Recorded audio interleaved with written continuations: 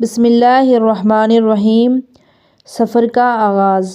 کردار کی اس تجویز پر ہم لوگوں نے بہت سی سختی اور مشکل اور ناقابل برداشت گرمی میں سفر کا آغاز کیا۔ راستہ بہت خاردار تھا، ہم کانٹوں سے بچنے کے لیے آہستہ آہستہ چل رہے تھے۔ اس دوران ہم ایک پہاڑی کے پاس پہنچے جن کی چڑھائی کافی زیادہ محسوس ہو رہی تھی جبکہ ڈھلوان کم تھی۔ میرے پاؤں سے بندھی ان بھاری زنجیروں کی وجہ سے مجھے اس پہاڑی پر چڑھنا انتہائی دشوار نظر آ رہا تھا، لیکن اس سفر کو جاری رکھنا بھی مجبوری تھی۔ یہ ایسا راستہ تھا جسے ہر حالت میں طے کرنا تھا۔ اس پہاڑی کے دامن میں کئی ہزار سانپ، بچھو اور دیگر خطرناک جانور ادھر ادھر حرکت کر رہے تھے۔ یہ بھیانک منظر دیکھ کر میں نے ٹھہر کر کردار سے کہا، سفر طولانی ہوتا ہے تو کوئی پرواہ نہیں، ہم واپس جا کر اس پہاڑ کا چکر کاٹ کر گزر جائیں گے۔ کردار نے بڑے اطمینان اور سکون سے مجھے دیکھا اور کہا، ہمارے پاس واپسی کا کوئی راستہ نہیں، ہم سفر کو اسی راستے سے جاری رکھنے پر مجبور ہیں۔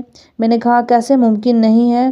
اس نے کہا، ذرا اپنے پیچھے نظر دوڑاؤ۔ میں نے مڑ کر پیچھے دیکھا تو میری حیرت کی انتہا نہ رہی، کیونکہ جو خطرناک منظر میرے سامنے تھا وہی ہمارے پیچھے بھی تھا۔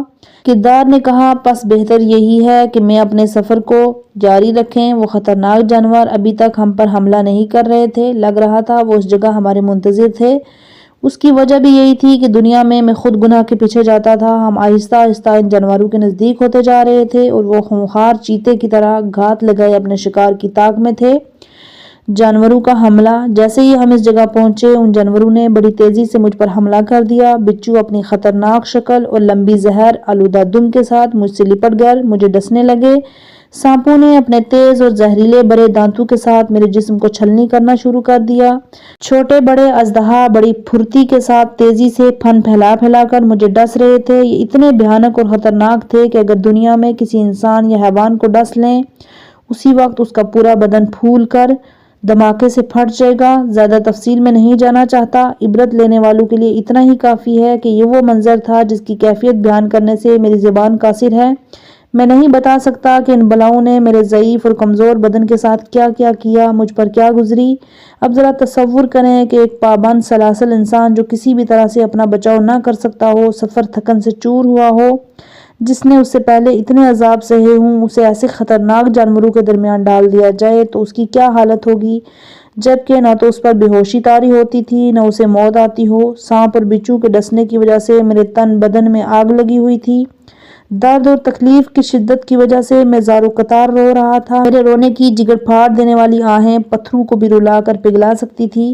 مگر صدہا افسوس کہ مجھ جیسے بدبخت انسانوں کے لیے کسی بھی طرح سے کسی طرح کے رحم یا ہمدردی کی کوئی گنجائش باقی نہیں تھی۔ میرے پاس صرف آہیں تھیں، لیکن وہ بھی کہاں پہنچتی؟ آخر پہاڑ جیسی مصیبتوں اور تکالیف برداشت کر کے ہم نے اس خطرناک جانوروں کی وادی کو عبور کیا اور اس پہاڑی کی چوٹی پر پہنچ گئے۔ اس وقت سانپوں اور بچھو کے ڈنک اور زہر کی وجہ سے میرے بدن کا ایک ایک حصہ درد اور بخار میں تڑپ رہا تھا۔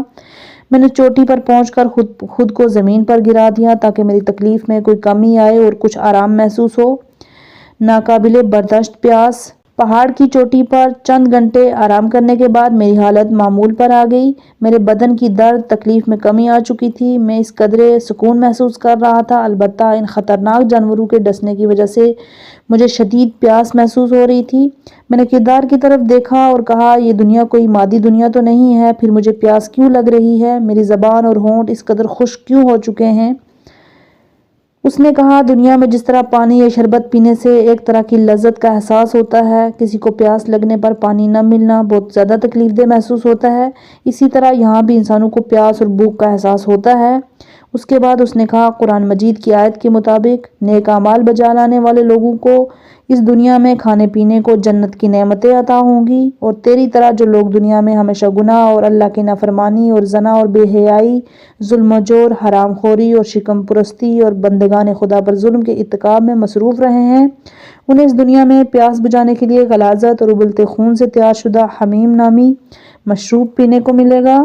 قرآن مجید میں 15 مقامات پر جنت کی نہروں اور چشموں اور اس میں بہنے والے صاف اور شفاف پانی کا ذکر کیا گیا ہے۔ اس بارے میں مزید تفصیل جاننے کے لیے مؤلف کتاب کی ایک اور کتاب انسان در بہشت دوزخ کے صفحہ نمبر 215 اور 230 کو ملاحظہ کیا جا سکتا ہے۔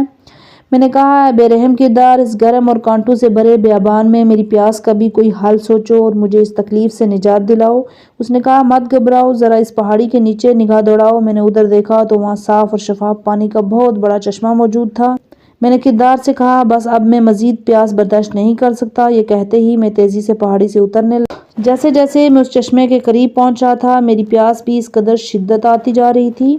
میں نے کردار سے کہا، بس اب میں مزید پیاس برداشت نہیں کر سکتا۔ یہ کہتے ہی میں تیزی سے پہاڑی سے اترنے لگا۔ جیسے جیسے میں اس چشمے کے قریب ہوتا جا رہا تھا، میری پیاس میں اسی قدر شدت آتی جا رہی تھی۔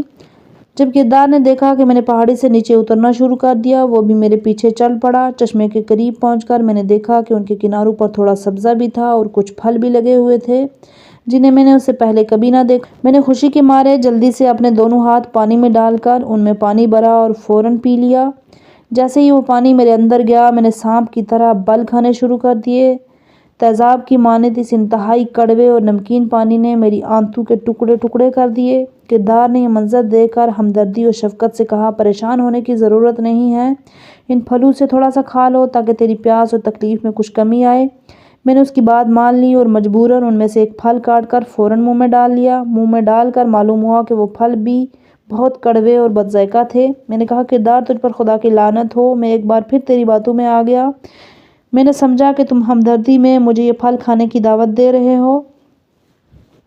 قرآن مجید میں اہل جنت کو دیے جانے والے پانی اور دیگر مشروبات کو مختلف آیات میں بیان کیا گیا ہے۔ مزید تفصیلات جاننے کے لیے مؤلف کی ایک اور کتاب انسان در بہشت دوزخ کے صفحہ نمبر 95 تا 100 کو ملاحظہ کریں۔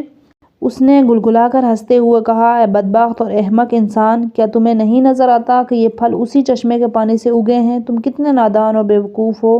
جب تم نے اس چشمے کا پانی پی کر دیکھ لیا تو پھر تمہارے ذہن میں یہ بات کیوں نہ آئی یہ پھل بھی اسی پانی سے اگے ہیں، لہٰذا انہیں کھانے سے پرہیز کرتے۔ کردار کی بات درست تھی، وہ ٹھیک کہہ رہا تھا۔ اس کی باتوں سے مجھے بیداری کا احساس ہوا۔ میں نے اپنے آپ سے کہا کہ میں دنیا میں ہر چیز کا ظاہری پہلو دیکھا کرتا تھا اور کبھی بھی اس کی اصل حقیقت کے بارے میں نہیں سوچتا تھا۔